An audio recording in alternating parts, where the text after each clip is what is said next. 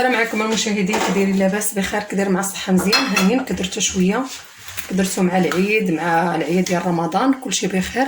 كنتمنى ربي يلقاكم هاد لا فيديو في صحه جيده، واموركم تكون على خير بخير، تكونوا في صحه باذن الله سبحانه وتعالى نتوما والعائله ديالكم. اليوم غادي نشارك معكم واحد المسمن في الفران كيجي زوين معمر، تبارك الله. يمكن نحطوه في كاسكروط، يمكن نحطوه ملي يجيو شي واحد عندنا العائله ولا الحباب ولا المهم ولا وليداتنا، بحال هكا كيجي زوين معمر هاد الخضره. ودابا تبارك الله الموسم ديال الخضره هذا نستعملوه. عندي هنايا بعدا الطحين، نشرح لكم الطحين. عندي هنا 3 الكيسان ديال العلبه ديال الطحين. عندي هنايا 3 القريعات حكيتهم في هاد الحكاكه هذه. اللي ما عندوش هذه يستعمل اي حكاكه، المهم كتخرجوا ماشي حكاكه تكون تخرج هاد الشيء طويل شويه. عندي هنا خيزو، 3 الخزيوات محكوكين حتى هما بحال هكا، شوف كي كيجي على هاد الشكل هذا. عندي هنا 2 بصلات كبار، اللي بغى يستعمل بصله الحمراء يستعملها، اللي بغى يستعمل داكشي كيبقى اختياري. عندي هنايا كاس ديال الماء باش غادي نخلط العجينه بارد من الروبيني. عندي هنايا الملحه، قريصه ديال الملحه، معلقه صغيره ديال سنيده مع عمراش. عندي هنا خماره حمراء، بيضه باش غادي نجمعوا المكونات. عندي هنا الهريسه، عندي هنا الربيع، عندي هنا الزبده باش كنطلقوا العجينه. عندي هنا شويه زويته بلديه باش غير ندهنوا البلاصه ديال السطح العمل عفوا. عندي هنا النشا، كاين اللي كيقول ليها نشا، كاين اللي كيقول ليها مايزينا. دابا غادي ندوزو نحضروا العجينه ديالنا. من بعد ما حكينا هادشي ديالنا مازال غادي نشحروه، غادي نخليوه حتى نحضروا العجينه ديالنا ونحطوها ترتاح مزيان، ومن بعد عاد نرجعوا نشحروا هذاك خيزو وقريعه وبصيله. هنا الربيع والهريسه غادي نخلطوهم مع داك سميتو. من بعد ما شحروهم بشويه زويته بلديه. دابا هانتوما معايا غادي نضيف هاد المكونات. نضيف هنا خمره حمراء، غادي نضيف هنايا معلقه صغيره ديال سنيده مع عمراش وقريصه ديال الملحه. غادي نضيف هنايا بيضه كامله بالصفار بالبيض ديالها. ونضيف 2 معالق ديال الزيت ديال العود ونحركو مزيان. بسم الله على بركه الله. كنخلوها ترتاح. بعد ما كنوجدوا الحشوه ديالنا.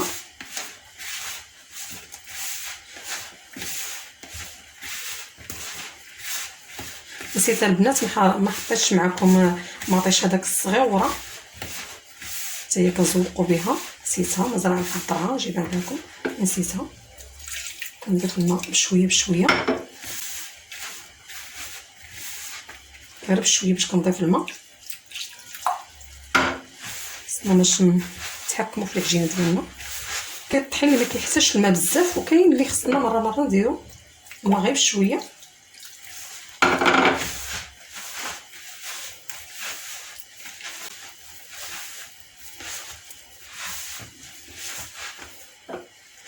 نضيفوا الماء غير بشويه حتى كنكملوا. الا بغينا نزيدو حيت راه كاين الطحين اللي كيشرب. هانتوما شوفوا راه بقى غادي نزيد الماء، حيت دابا راه الصيف الماء سخون محتاجش نديرو.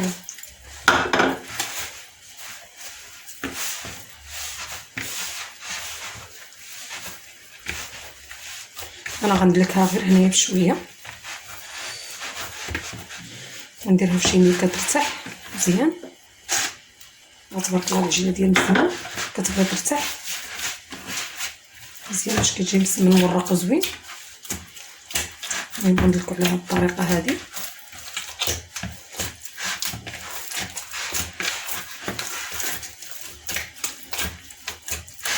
اللي عنده العجانه يديرها في العجانه.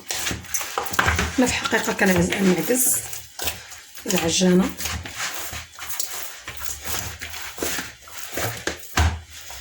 كيعجبني العجين بيديا واخا هكا. نشد الماء ديالي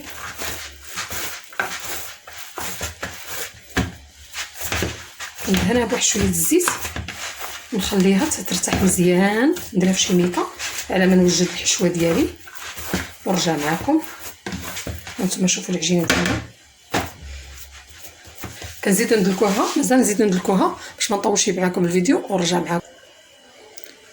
هانتوما من بعد ما دلكنا العجينه ديالنا مزيان كما كتشوفوا معايا غندهنوا واحد شويه الزيت هكا بين يدينا، ندلكوه مزيان بالزيت.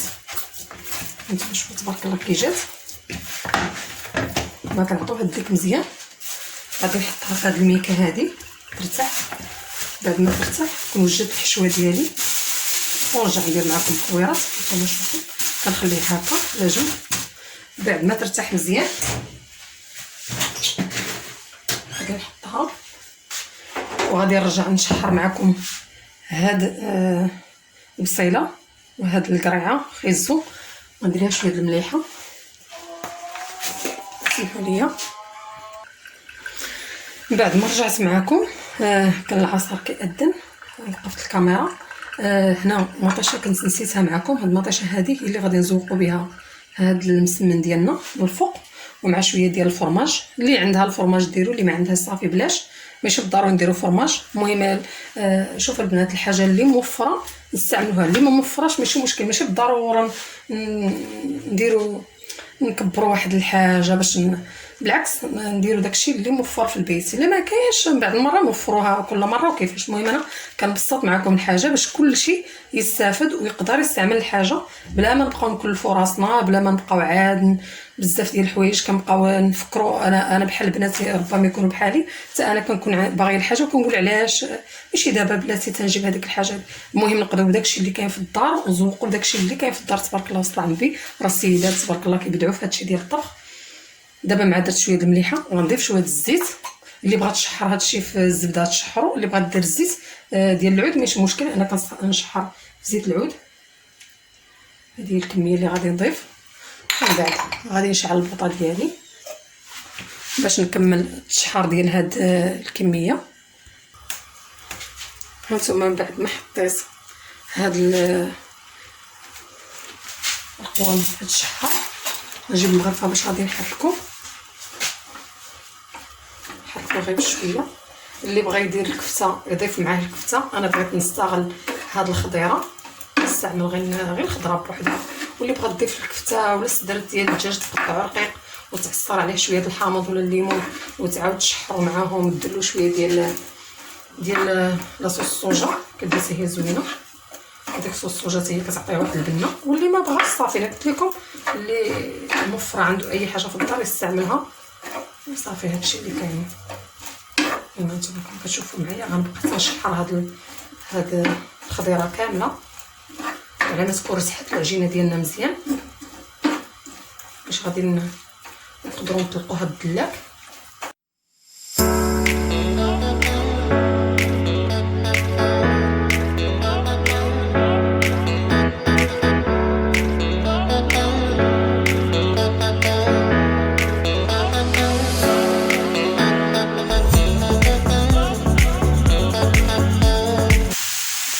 من بعد ما تشحروا الخضيره ديالنا بحال هكا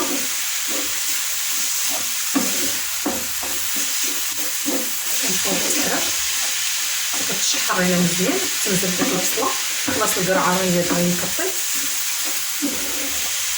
كيبقى غير الذوق والبصله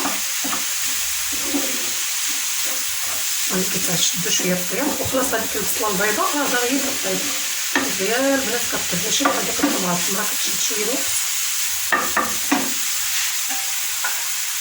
دابا غنضيف هاد المعدنوس والحار كما كتشوفوا معايا.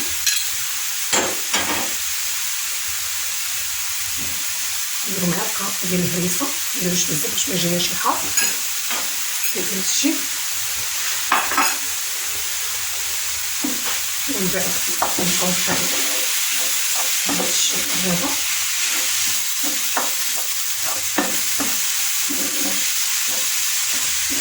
هاد المسمنه البنات كيجي هائل. اي حاجه بعدا معمره كتجي زوينه.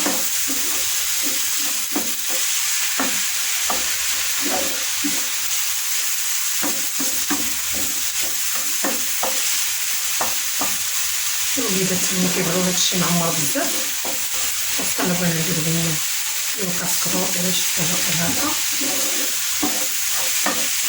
اللي بغا يدي معاه الوليدات والمدرسه زوينه الشكل حتى في المذاق.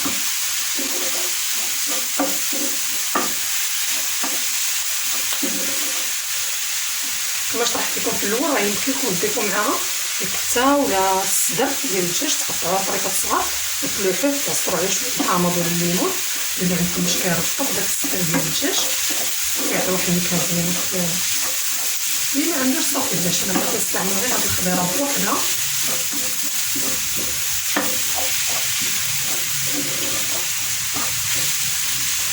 كما قلت لكم في الاول ما يمكنش البنات يصعبوا عليهم الامور، زعما صافي راه كنبدعوا شي حاجه من هذا.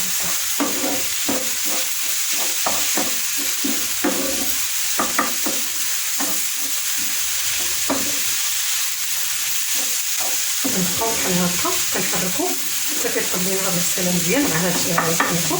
كنخليوها تبرد ومن بعد كنكونوا دينا الكويرات ديالنا ديال العجينه باش نطلقوهم على سطح العمل. نتوما كنشوفوا معايا مازال نخليها تشحر. يلا باش ما نطولش عليكم الفيديو ونرجع معكم حتى نكون كورت الكويرات ديالي. هانتوما من بعد ما رجعنا معكم العجينه ديالنا ارتاحت بهذا الشكل هذا، كنحيدو ليه الميكا. هانتوما شوفوا كي جات. غادي دابا نخرجوا من داك الهواء اللي تيكون فيها. تبارك الله كي ولات.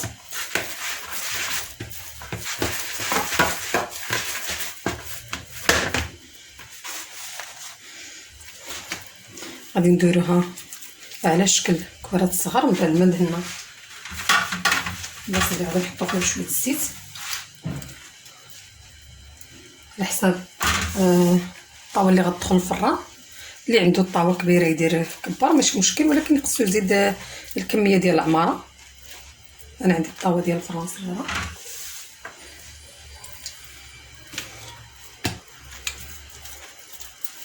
كندير 3 ديال الكويرات. تبارك الله راه خرجات هي العجينه. كل وحده تندير فيها 3 ديال الكويرات. غادي نخلي هذه على جنب تنكمل هذه الطلاقه هذه بعدا، وبعدا نرجع معكم باش كملنا البقيه باش ما يجيش كلشي الفيديو طويل. دابا غادي نخلي هادو يرتاحوا باش نطلقهم نخدموا ميكا ولا السلوفون اللي عندكم، خليهم يرتاحوا مزيان على سطح العمل. بعد نرجع معكم باش نطلقوهم الدلاك باش يسهل علينا كيفاش خصنا ضروري يرتاحوا باش يسهل علينا نطلقوهم. هانتوما بعد ما ارتاحت العجينه ديالنا نرجع معكم. هانتوما شوفوا ولات بهذا الشكل هذا. غادي ندهن سطح العمل بشويه الزيت. غادي نطلقها شويه بيديه وبعدها نعاودها بالدلاك. كندير شويه مايزينا ولا نشا، ولا كاين اللي كل واحد كيفاش كيقول لها. كاين اللي كيقول لها نشا، كاين اللي كيقول لها مايزينا. كنطلقيه بشويه كنطرى العجينه كتلصق. لصقت لينا كندهنوا الدلاك ديالنا بشويه ديال النشا.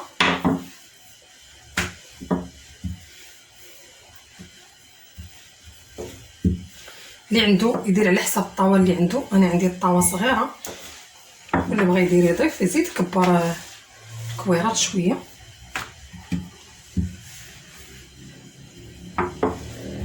كنبقى نضرب شويه. تبارك الله راه ما كتبغيش تطلق لينا.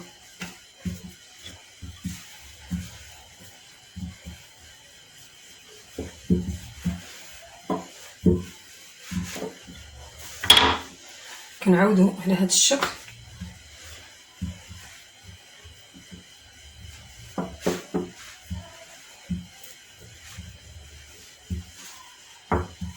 كما كتشوفوا معايا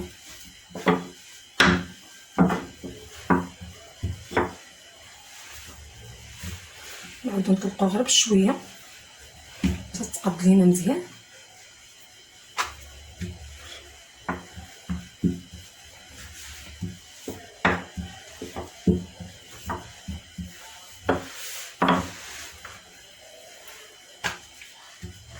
من بعد كنضيف شويه الزيت،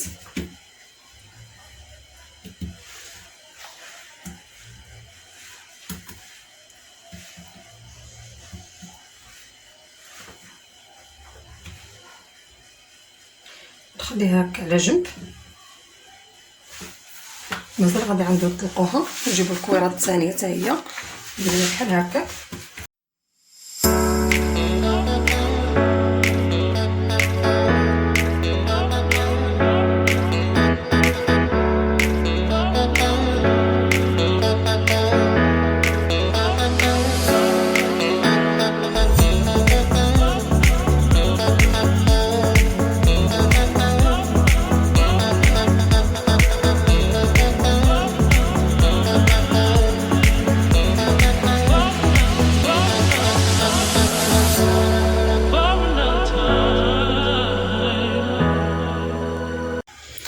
هانتوما البنات من بعد ما فتحات العجينه ديالنا مزيان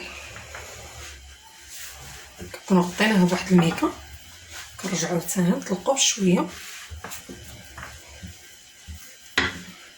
شوف معها كتفتح العجينه، كيتضاعف الحجم ديالها.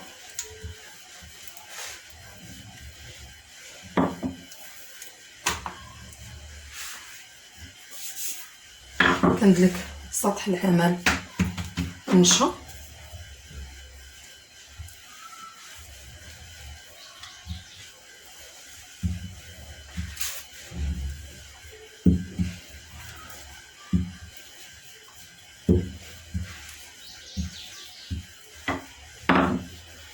كنبقاو عاوتاني على هذا الشكل هذا، كنطلقو غير بشويه.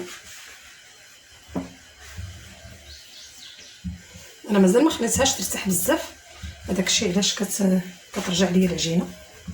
الا بغيتو نتوما تخليوها ترتاح اكثر خليوها.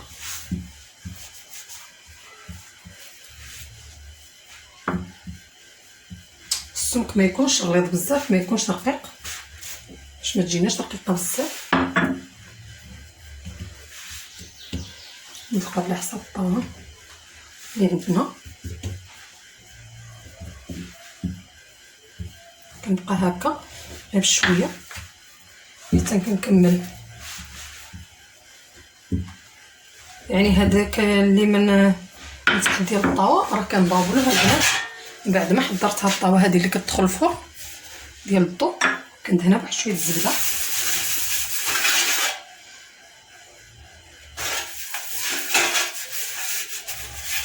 كندهن بالزبده. انا عندي فيها هاد الخطوط. كاين اللي ما عندوش هاد البلاصه هذه كتسهل. دابا يمكن نهزوها.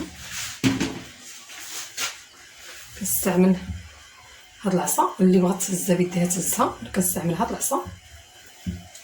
كنبقى غادي كنرولي بشويه مجور بحال هكا، كتسهل عليا نهزها. اللي بغات تهزها بيديها تهزها ماشي مشكل. كنجيب الطاوله ديال الفرن بحال هكا، كنمشي بشويه. الا جاتنا مايله ولا شي حاجه كنسرحوها بيدينا. مازال غادي نطلقو، مازال غترتاح حسين العجينه.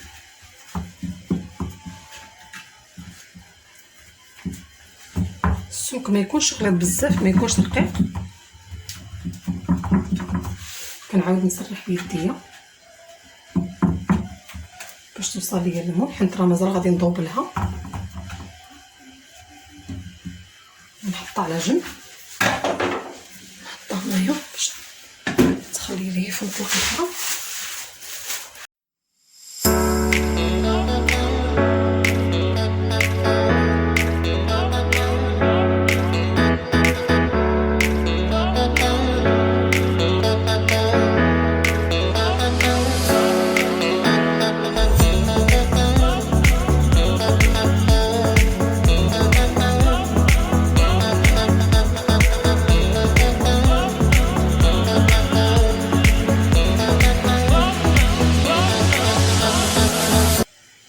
هانتوما من بعد ما درت الكويره الثانيه غادي ندهن بالزبده.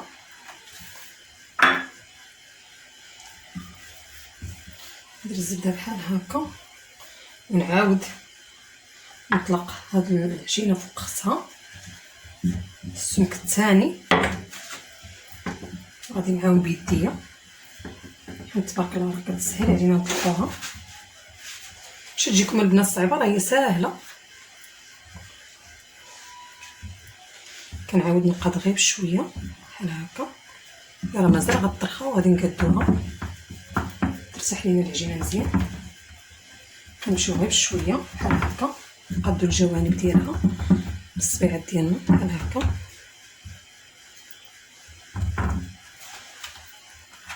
يا سميتو، حيت انا عندي داك المول عنده داك الحاشيات هنا، هو اللي ما تيخليش العجينه تمشى. اللي عنده داك المول ما فيهاش هذاك الخطوط في الجناب، راه كتسهل دغيا العجينه كتمشى.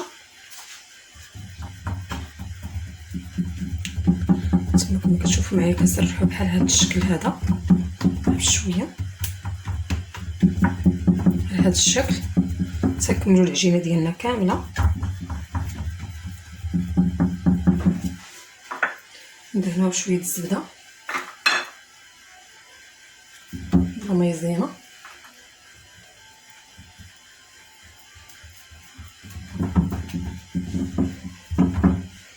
دابا من بعد ما طلقنا هاد العجينه درنا جوج وحده على وحده، غادي نديروا العماره ديالنا نسرحوها، ومن بعد غادي نطلقوا داك الفوقانيه اللي غنضيفوا فوق منها. هانتوما بعد ما درت العماره ديالي على هذا الشكل بحال هكا. انا قلت لكم راه تنخدم بيديا، كنعرفش اللي بغى يضيف الزيتون داك المقطع صغيور يضيفو. المهم هادشي كيبقى اختياري. انا قلت لكم بغيت نخلي هاد العماره طبيعيه، غادي نضيف بحال هكا نمشيها مزيان. اللي بغى يضيف ليها التحمير يضيف ليها اي حاجه، كيبقى الذوق.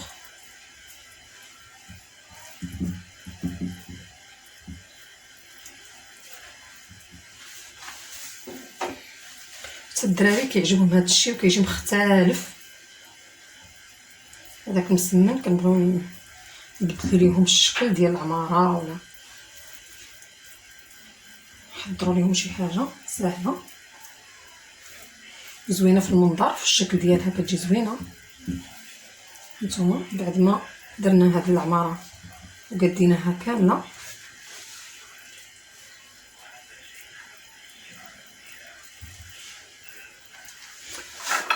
عندي هنا البنات الفرماج مازال ليا، كنت شريت كويره في رمضان بقى لي منها. غندير طبقه ديال الفرماج بعد ما حكيته في حكه رقيقه. انا بغيت حكيته هكا رقيق باش يجيني متساوي على هذا الشكل هذا. دابا غادي نرجع نطلق الكويره الثانيه. هانتوما من بعد ما طلقنا الكويره ديالنا الثالثه نطلقوها بحال هكا. انا غادي بحال هكا تنكملوا، غادي نرجعوا نقادوها غير بيدينا بحال هكا. راه كتكون يعني خفيفه وسهله، والسمك ديالها رقيق، ما كيكونش السمك ديالها غليظ بزاف. نتوما كتسهل علينا دغيا، كنطلقوها غير هكا بيدينا، ما غاديش نبركو عليها بحال هكا. وهاد الجوانب هادو راه تنبركو عليهم غير بالصباع ديالنا باش ما تحليناش العماره.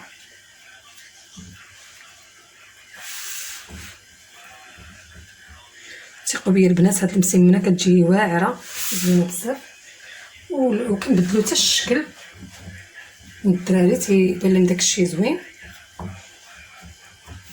حطوها في كاسكروط ولا المهم اللي عنده هاد القطعه هادي قطع بها. انا عندي هاد القطعه ولا هادي، المهم انا غادي نستعمل هادي باش نقدها من الجوانب ديالها.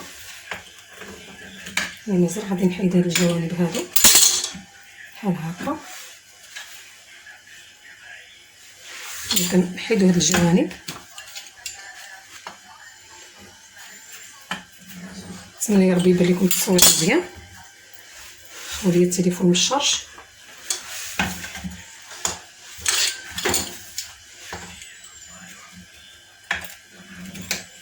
اللي عنده الطاوه كبيره يستعمل الطاوه كبيره ماشي مشكل، كتجي زوينه حتى هي.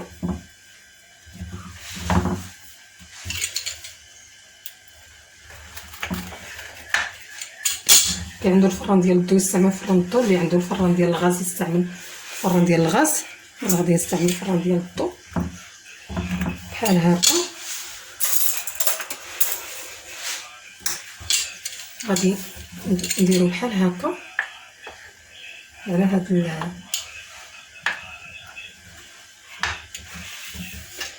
نحلوها متساويه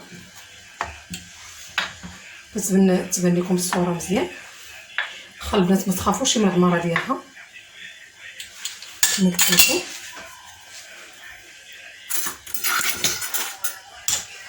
اللي عنده هاد السكين هذا يكمل هاد الجنيبات بحال هكا، اللي ما عندوش راه باغاش تبقى ليه ما تبقاش باينه. دابا غندهن شويه الزبده من الفوق بحال هكا باش كتعطينا داك اللون الذهب تقرميشه فيها.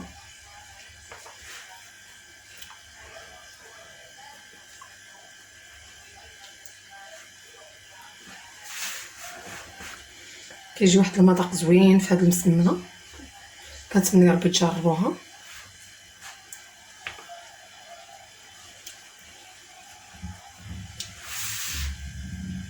كندير هكا الزبده كتعطيها التقرميشه. اللي بغى يدير الصفار ديال البيض يديرو. المهم انا كندير غادي نزينو دابا. التزيين كيبقى اختياري، اللي عنده الفواكه جافه يدير الفواكه جافه، اللي عنده اللوز يستعمل اللوز.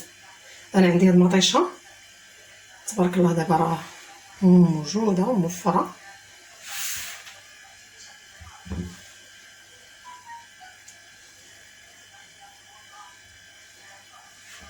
كنسخنوا الفران من قبل.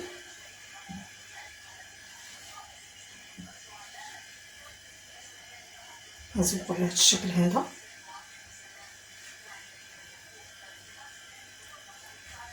الثقب ديال البنات اللي زعما كتجي زوينه، كنتمنى ربي تجربوها هانتوما.